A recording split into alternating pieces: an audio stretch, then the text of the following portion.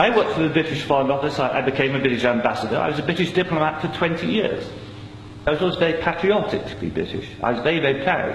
I remember when I first became a British ambassador and first went out in my own flag car with the Union Jack flying on the front as the ambassador, you know, I had a lump in my throat. It was a proud moment for me. It was only 6 months after that I discovered that in the country where I was ambassador, we and the Americans were shipping people in order for them to be tortured. And some of them were tortured to death. Now, as you may imagine, my worldview changed. It was at the same time, about a month later, we invaded Iraq against the will of the Security Council. Not just without permission of the Security Council, but in the full knowledge that if it had gone to the Security Council, we would have been voted down.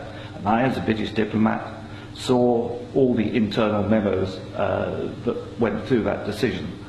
I know for certain, I used to be head of the FCO unit that monitored Iraqi weapons of mass destruction.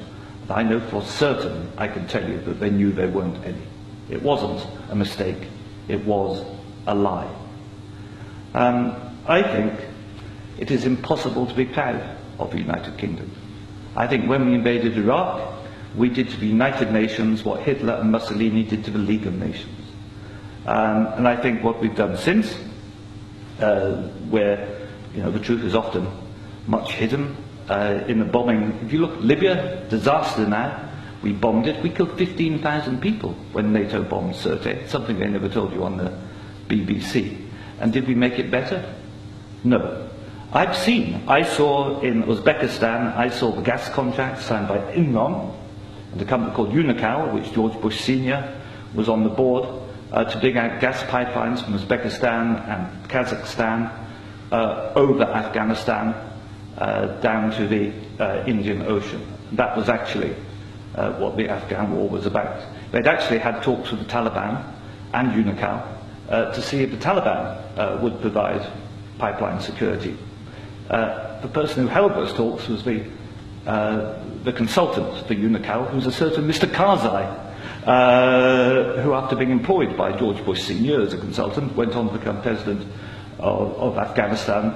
That was their plan B. The Taliban wouldn't do it, so they invaded. It usually, I've seen it on the inside, it's almost always about control of resources. It is every bit as corrupt as our first speaker. I'm sorry, I'm also terrible with names. You are absolutely right, Andrew. And I can tell you it's not an academic construct. The system stinks. Westminster stinks. The British government is deeply, deeply immoral. They don't care how many people they kill abroad if it advances them. And anybody who votes no is voting to support a psychologically flawed, a pathological state, which is a danger in the world, a rogue state, a state prepared to go to war to make a few people wealthy.